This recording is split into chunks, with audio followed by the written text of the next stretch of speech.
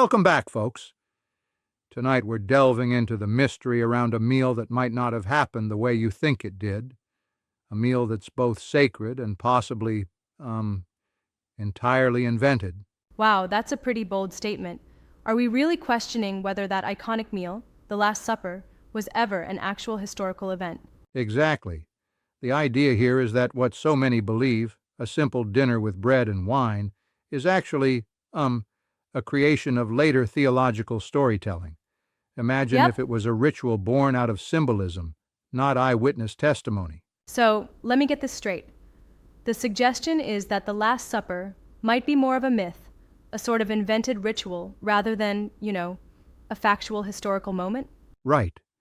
It's like if you zoom out, consider that the famous words, "Do this in remembrance of me," were penned, decades after the supposed event, by people who never Mm-hmm. even met him.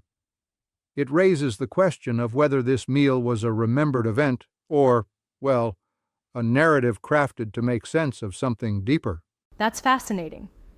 If the details were created later on, then where did they come from? Was there an influence from earlier traditions? Absolutely, and it's all interconnected.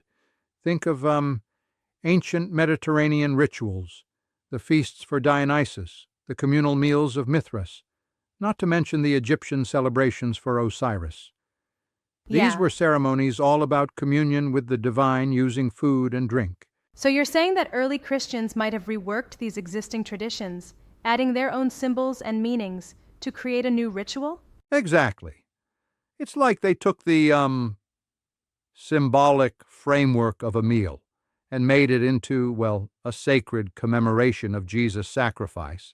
And then over time, as more and more people built on that, it Right. evolved into the doctrine we know today. But wait, aren't there multiple accounts in the Gospels that describe the Last Supper? How do they fit into this? Great question. The Gospels actually present some pretty striking contradictions. For instance, Mark, which is our earliest account around 70 CE, shows Jesus celebrating a Passover meal. Yet in John, written about 25 years later, there's no Passover reference at all. That shift isn't just a Mm-hmm. minor detail, it completely alters the narrative. That does seem odd, doesn't it? I mean, if it was a memory, shouldn't all accounts align more closely? You're onto something there, exactly. Some scholars, like Raymond Brown and Bart Ehrman, argue that these differences reveal the story's evolution from historical memory to theological allegory. It's less about documenting an event and more about conveying a particular meaning. Interesting. So what about Paul's account in 1 Corinthians 11? Doesn't that give us an earlier perspective on the meal? Yes, it does, and that's key. Paul, writing in the 50s CE, describes a communal meal, but omits many of the details we now take for granted. No mention of an upper room, no Judas, no specific Passover context. Right. This suggests Paul's tradition was more about revelation than a precise recollection. So, essentially, the earliest sources already present a different picture than what we've come to see later in the Gospels. Exactly. And that's where the debate really kicks in. Some historians like Dominic Crossan even claim the Last Supper is more a parable written in ritual form than an accurate report of an event. It's like, a narrative crafted to encode meaning and reveal divine mysteries rather than record historical facts. Mm-hmm. That makes sense in a way. But don't you think there's still a risk in completely dismissing the possibility of a real event, even if it wasn't recorded perfectly? That's a fair point. There might have been some kind of farewell gathering. Some historical kernel, even experts like Geza Vermes and E.P. Sanders admit could have existed. However, the famous details, like the symbolic words and the precise timing, likely emerged later and were influenced by the surrounding culture. Yep. So it's almost like a mix, a real event plus layers of symbolic enhancement added over time? Precisely. And that layering is what makes it so fascinating. Think of it like, painting over a classic old mural. The original might have been simple, but centuries of reinterpretation turned it into something richly elaborate, Yeah. sometimes obscuring the original details. And that reinterpretation wasn't confined to just the early texts, right?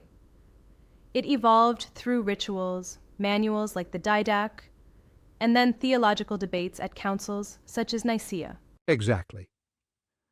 Over time, what started as a symbolic remembrance morphed into a ritual with increasingly concrete theological definitions. By the time Justin Martyr was defending the Eucharist, critics were saying that even demons had mimicked these rituals before Jesus existed. Right. That defense itself sort of underscores how powerful the ritual had become, even if its roots were perhaps more interpretive than historical. Absolutely. The transformation is almost like from a community meal to a doctrine, a journey from memory to myth, and then to, well, institutionalized faith.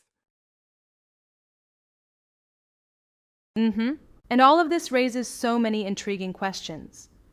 If the celebrated elements of the Last Supper are more of a myth, does that change how we understand early Christian faith? It sure could. If what we're left with is a sacred narrative rather than a documented event, then the ritual of communion becomes not a remembrance of a past meal, but a participation in a continually evolving myth, a way for believers to connect with an idea, not necessarily an actual historical moment. That's deep. It's like engaging with a story that's been refined over time, where the meaning adapts to its audience's needs across generations. Exactly. And there's even an argument that the original purpose behind this was to legitimize a form of allegiance, a kind of symbolic bonding through shared food and wine that ties into everything from Jewish Passover traditions to Roman sacrificial oaths. Yeah, totally. But here's something I wonder about. If this meal was so mythologized, why not keep the mystery alive rather than codify it into dogma later on? That's a great challenge. It could be that as Christianity grew and questioned its identity in the shadow of Roman power, there was a need to solidify a unifying ritual. So what started as a symbolic, even fluid remembrance eventually got locked into dogma to assert a clear identity. I see. So the process itself could be seen as a form of overcorrection, a spiritual need met with very human mechanisms of power and control. Exactly right. And by 325 CE, at the Council of Nicaea, the Eucharist had already been defined so rigidly that its mysticism was, well, converted into an article of faith. That shift from personal memory to institutionalized doctrine is one of the most intriguing aspects of this whole narrative. Right. It's amazing how something that might have started as a mundane, if powerful, communal meal could grow into the centerpiece of Christian ritual. Yeah. It's like the pure essence of communal bonding was transformed by centuries of reinterpretation. And, it shows how religions often build their narratives, the layers of myth, ritual, and dogma that intertwine over time until they become the very foundation of belief. So, in the end, whether the Last Supper was a real event or a ritualized myth might not even be as important as the truth it conveys about faith and community. Exactly. That's the kicker. At best, it could have been a simple farewell meal. At worst, it's a clever literary invention, a powerful story that resonated so deeply with early believers that it reshaped everything. And that makes you think about how narratives evolve. Sometimes the myth is more potent than the historical fact. Absolutely. The transformation of that meal into a ritual, into a core element of religious identity, mirrors how stories adapt as they're passed down through generations. It's a testament to the human need for meaning over mere historical record. It's truly remarkable.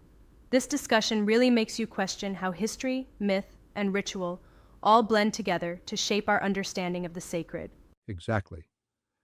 Whether one sees the Last Supper as a historical event or a visionary myth, its impact on faith is undeniable. And perhaps that's the ultimate truth, that myth and memory, in all their forms, have the power to define cultures and communities. Yeah, absolutely. Thanks for the deep dive. This conversation really shook the foundations of what many of us thought we knew. Anytime. Remember, Whether it's a meal remembered or invented, the power lies in the narrative it creates, inviting us all to find deeper meaning. Right on. And with that, we invite our listeners to ponder. What if the truths we inherit are, stories waiting to be reinterpreted? Agreed. Thanks for joining this fascinating exploration of the past and its enduring myths. Till next time, keep questioning and keep discovering.